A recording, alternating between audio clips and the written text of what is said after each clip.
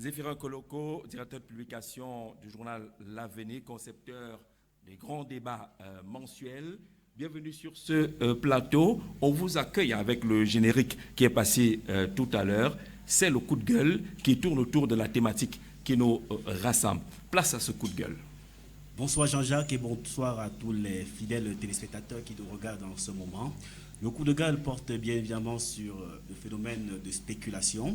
Alors, je voudrais dire que beaucoup de commerçants véreux ont tiré profit de la crise à coronavirus pour créer des spéculations dans les marchés afin de rechercher profit de manière excessive, ce qui est inacceptable dans un état de droit, même si le Cameroun mange encore à sa faim. Car contrairement aux allégations distillées par certains médias nationaux et internationaux et en dépit des velléités inflationnistes entretenues par quelques acteurs véreux, les produits sont disponibles et accessibles dans les marchés camerounais.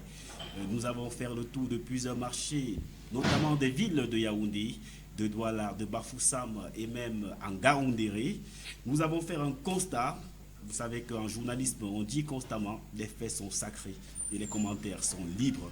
Le poulet, les poissons, la viande de bœuf, la tomate de riz, le sucre, l'huile raffinée, la banane, le plantain abondent les marchés camerounais au point où certains produits sont exportés de manière massive, à l'instar par exemple des bananes et du plantain.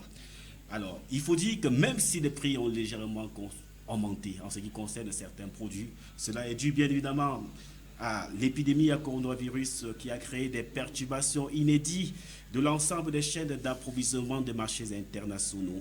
Il y a également eu un renchérissement historique des prix de la quasi-totalité des produits de grande consommation, une explosion du fret terrestre et bref, la fermeture des frontières dans certains pays ont carrément aggravé, n'est-ce pas, le contexte économique sur le plan international.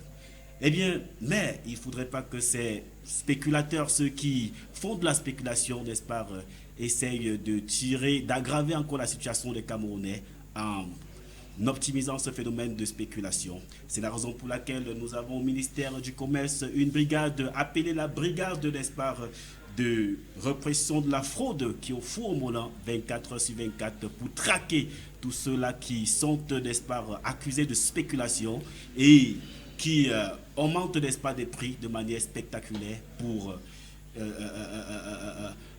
n'est-ce pas, ruiner les consommateurs camerounais aussi précieux pour le gouvernement.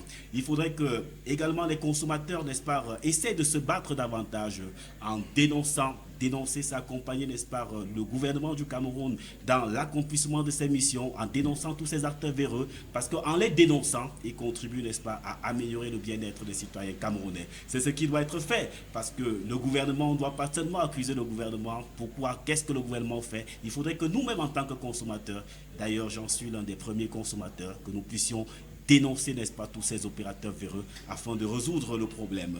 Alors, il faut également préciser que si le pays, n'est-ce pas, le Cameroun, ne s'est pas encore embrasé aujourd'hui dans un contexte international aussi difficile, c'est parce que le gouvernement travaille au quotidien pour contenir l'inflation.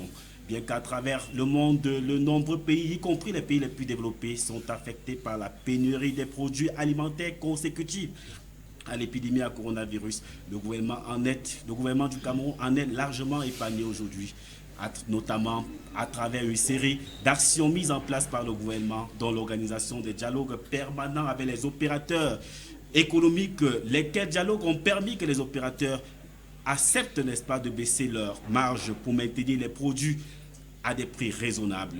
Des marchés périodiques ont été créés de part et d'autre sur l'ensemble du territoire national pour essayer d'accompagner les consommateurs où qu'ils se trouvent afin que tout le monde puisse bénéficier des produits de qualité et surtout à des prix raisonnables.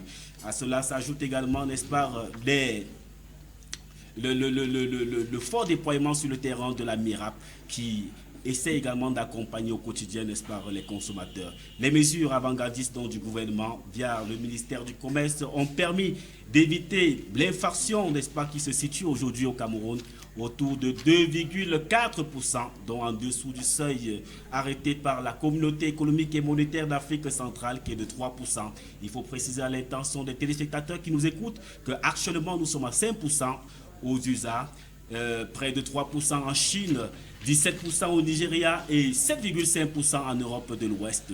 Ce qui montre bien que la situation est difficile, même dans les pays développés, Jean Jazé.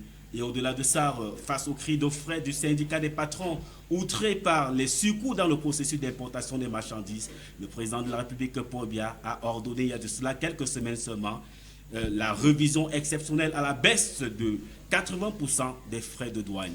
C'est une bonne nouvelle, mais au-delà de ça, il faudrait bien que les spéculateurs sachent que la spéculation contribue à l'instabilité des marchés. Il y a des crises graves. Il faudrait que nous fassions preuve de patriotisme pour éviter que le Cameroun, n'est-ce pas, ne s'enlise dans une crise extrêmement grave. En tout cas, le gouvernement y veille pour éviter cela. Merci.